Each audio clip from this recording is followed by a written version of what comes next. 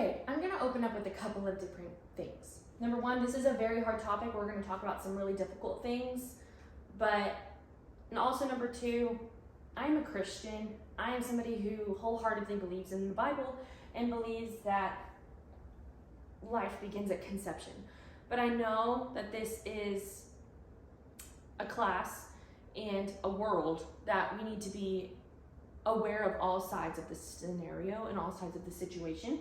So I'm going to talk about some very difficult things and some real threats that are present in our nation.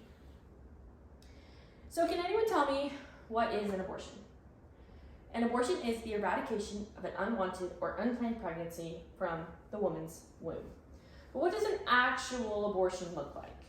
What does it mean to go in and receive the procedure of getting an abortion? We're going to watch a video that shows what a second trimester surgical abortion, dilation and evacuation, is called a D&E, looks like. There are many different ways to get abortions.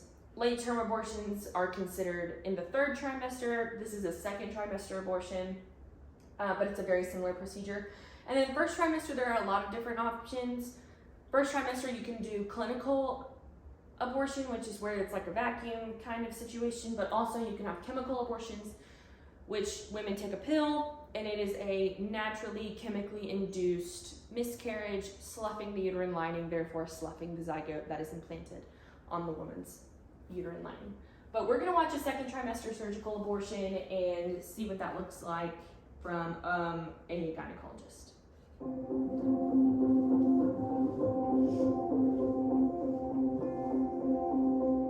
My name is Dr. Anthony Levatino.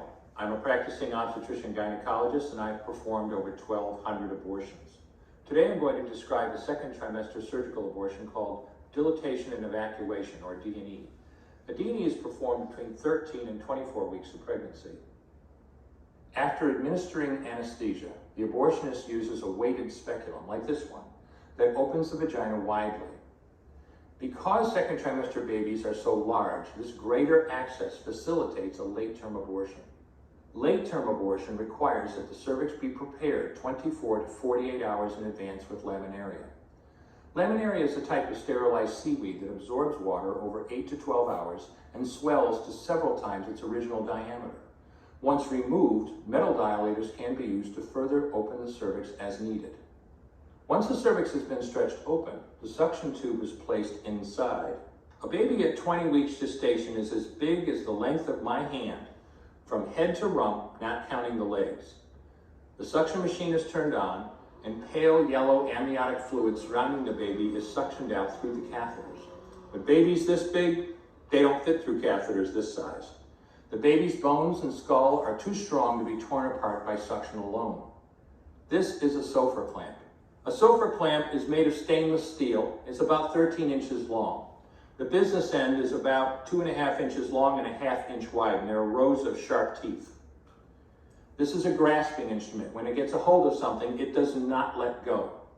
The abortionist uses this clamp to grasp an arm or a leg. Once he has a firm grip, the abortionist pulls hard in order to tear the limb from the baby's body. One by one, the rest of the limbs are removed, along with the intestines, the spine, and the heart and lungs. Usually the most difficult part of the procedure is extracting the baby's head, which is about the size of a large plum at 20 weeks. The head is grasped and crushed. The abortionist knows he has crushed the skull when a white substance comes out of the cervix. This was the baby's brains. The abortionist then removes skull pieces. He removes the placenta and any leftover parts of the baby with a curette, scraping the lining of the uterus for any remaining tissue. The abortionist then collects the baby parts and reassembles them to make sure that there are 2 arms, 2 legs, and all the pieces. Once all the parts have been accounted for, the abortion is complete. For the woman, So he goes on to say that for the woman, a lot of different issues can arise, including possible damaging of the cervix and the bladder. It can also cause internal bleeding and struggles with getting pregnant in later life pregnancies. This can cause for scar tissue to build up, and it becomes difficult for a zygote to implant on the uterine lining because there's nothing to grasp onto. It sloughs off. There we go. So this is extremely difficult to watch and extremely difficult to go through as well.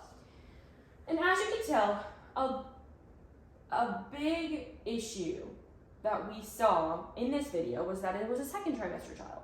And so it looks like a real child, but for the beginning of a woman's pregnancy, a lot of people claim that it is just a tissue. It's not really anything. It's a clump of cells. It doesn't really matter. Aren't you just tissue? Aren't I just a clump of cells? Isn't that what an actual human definition is? Whenever you break down what a human is, you go from cells to organs, or to tissue to organs to organelles to a body. And that's exactly what the issue is.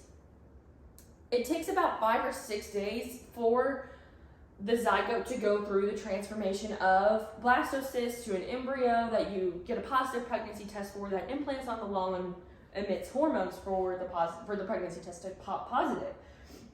But within hours after the sperm meets the egg, it continues to divide and continues to grow and become something new. Another argument that I like to propose, I'm an ex-nursing major, I was a nursing major, and so when we studied this in anatomy, there were a lot of different ideas put forward that my professor discussed. He said, first of all, that in the blastocyst part, before it becomes an embryo, this part, the white, lighter colored part right here, this is actually what will form to be the placenta. And then this right here, the darker part, is the brain stem and the cells that form the brain and spinal cord. But isn't it true that if this is a zygote, this is something totally different, and it's not part of the normal body homeostasis, what's supposed to be there inside of a woman, doesn't that make it and quantify it as something that's different, something that needs to be accounted for? Doesn't that mean that this is real? This is life, this is person, this is you and me. We were all once a zygote. But the fact that it is different and has to be named something, doesn't that constitute the fact that it's not supposed to be there, that it's not in homeostasis, that it is new and life? It is growing. Something that constitutes life means that it grows. Trees grow, plants grow, all you BU trees people that have PTSD from that. It is growing, meaning that it is living inside of you. Can anyone tell me who this is? This is Margaret Sanger. She was a founder of Planned Parenthood, and she died in 1966 during the rise of the blue pill period. She was a very outspoken activist for women's birth control and the rights that women have. But something that Planned Parenthood has failed to mention to a lot of people, people like Ben Carson and some more politicians that are more pro-life, have failed to tell everyone, is that she was somebody who was a firm believer in eugenics. She wrote many different papers on, like this is called the Birth Control Review. It was known as a Plan for Peace. In 1932, this is the height of the Depression, so it's kind of weird timing, but there are so many more that she wrote that were throughout her life. She wrote memoirs, autobiographies, and then lots and lots of plans on birth control reviews and things like that. But she talks about direct the control population through birth rates and immigration. Now, I know what you're thinking, this is like really weird, why are we talking about her? It's not that big of a deal. Well, Planned Parenthood actually has removed her from their organization, I guess you would say, because in all of these that we're about to look at, all of these, the context of this is talking about African Americans and also she also talks about people with Down syndrome and autism with different birth defects. But she's saying that she wants to control the African American population.